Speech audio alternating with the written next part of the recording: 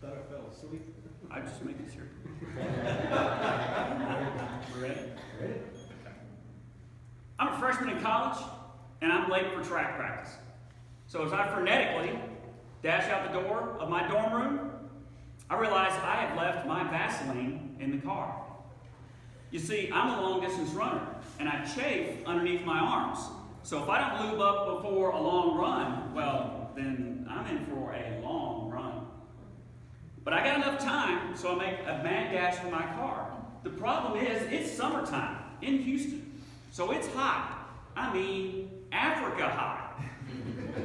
So when I pull that jar of Vaseline out of the car, it's not the solid gel that we're all accustomed to. No, sir. It's turned to molten lava. But I gotta have it.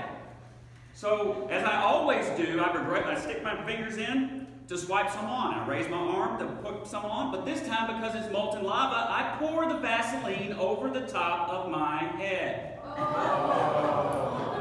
As I stand there with that not-so-bright look on my face,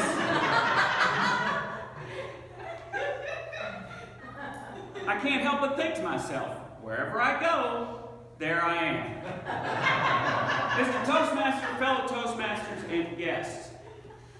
It's one of the great ironies of my life, wherever I go, there I am, in that no matter how much I search that perpetual greener grass that is the better me, I can't seem to escape me, or the fact that I can be a complete moron.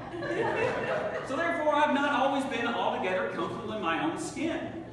Sure, it's gotten better over time as I've become more aware of my plight, but in those early days, when I didn't know any better, shoot. Facts settle in. Let me share with you a couple of vivid stories. First, I've ironed a few shirts in my life. Ironing is one of those skills that takes patience, coordination. With one hand, hold, fold, turn the shirt. The other hand, you iron. But if both hands are being occupied at the same time, how can you tell if the iron is hot enough to start ironing? Do you set the shirt down, lick your finger, and tap the iron?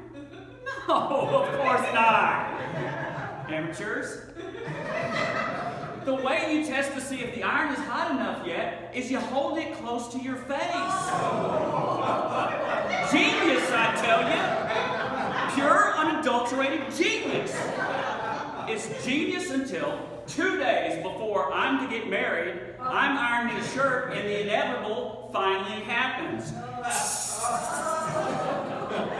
Picture this. Beautiful wedding, even more beautiful bride. Wedding pictures. Once again, Kurt, not so bright look on his face. Only this time with the outline of an iron on it. Wherever I go, there I am. When I was a younger man, my company offered parking lot striping services. Wasn't that hard. It didn't take me very long to become adept at the trade because in reality all we were doing was painting existing lines over. However, one day we got a call for a brand new blacktop asphalt parking lot. So this time, no lines to repaint. Furthermore, instead of straight stalls, they wanted them angled.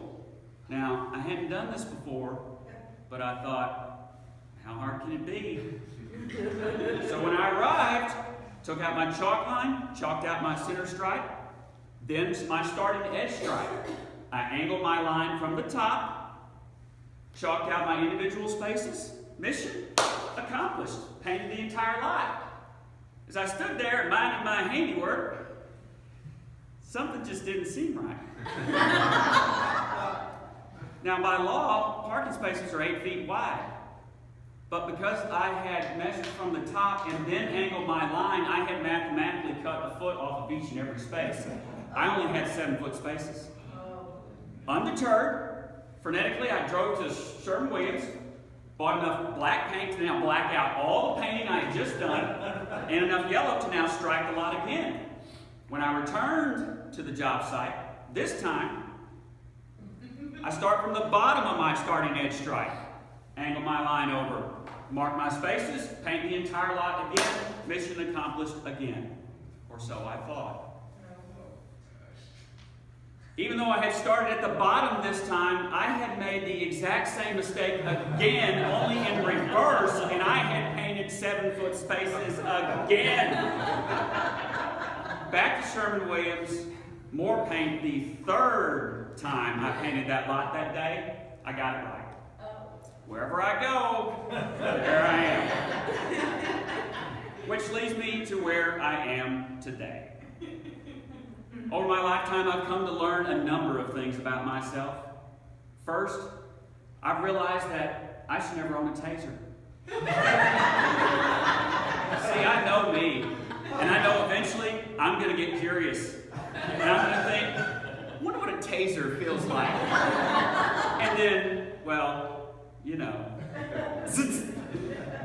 Second thing I've really come to realize is that apparently I'm destined to go through this life a few clowns short of a circus. But I'm okay with that. Because when my time eventually comes, when my day actually comes, maybe the grass will be greener on that other side. Only the good Lord knows that at this point. But until then, I know that wherever I go, there I am. And being comfortable with who I am in reality is all God intended me to be. Mr. Tony.